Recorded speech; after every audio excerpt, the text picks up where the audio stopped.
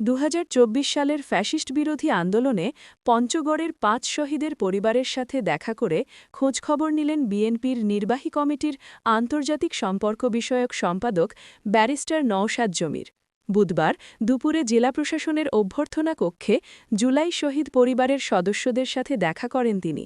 এ সময় তিনি বলেন, গণতন্ত্র উদ্ধার এবং মানবিক বিপর্যয় থেকে দেশকে রক্ষার জন্য জুলাই শহীদদের অবদান এই জাতি কখনো ভুলে যাবে না। দেশনায়ক তারেক রহমান ইতোমধ্যে আপনাদের পরিবারগুলোর জন্য সুপরিকল্পিত সিদ্ধান্তের কথা জানিয়েছেন। বিএনপি ক্ষমতায় এলে তা বাস্তবায়ন হবে। আপনাদের পাশে দেশের জনগণ আছে। তিনি এ সময় এসব পরিবারের দুঃখ কষ্টের কথা তাকে ব্যক্তিগতভাবে জানানোর অনুরোধ জানান। ব্যারিস্টার নওশাদ জমির বিএনপির প্রার্থী হিসেবে ধানের শীষ প্রতীকে পঞ্চগড় ১ আসনে প্রতিদ্বন্দ্বিতা করছেন। এর আগে তিনি প্রতীক বরাদ্দের মতবিনিময় সভায় বলেন, আমরা আশা করি আনন্দপূর্ণ আয়োজনের মধ্য দিয়ে পঞ্চগড়ে সুষ্ঠু এবং নিরপেক্ষ নির্বাচন অনুষ্ঠিত হবে।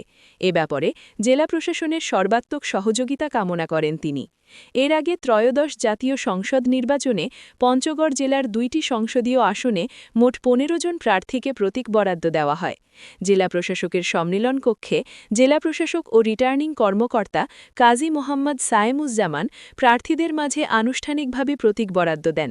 এ সময় উপস্থিত ছিলেন অতিরিক্ত জেলা প্রশাসক সার্বিক সুমন দাস, জেলা নির্বাচন কর্মকর্তা মোহাম্মদ মঞ্জুরুল হাসান সহ বিভিন্ন রাজনৈতিক দলের প্রার্থী ও তাদের সমর্থকরা উপস্থিত ছিলেন। প্রতীক বরাদ্দের মধ্য দিয়ে আগামীকাল থেকে জেলায় আনুষ্ঠানিকভাবে নির্বাচনী প্রচারণা শুরু হবে।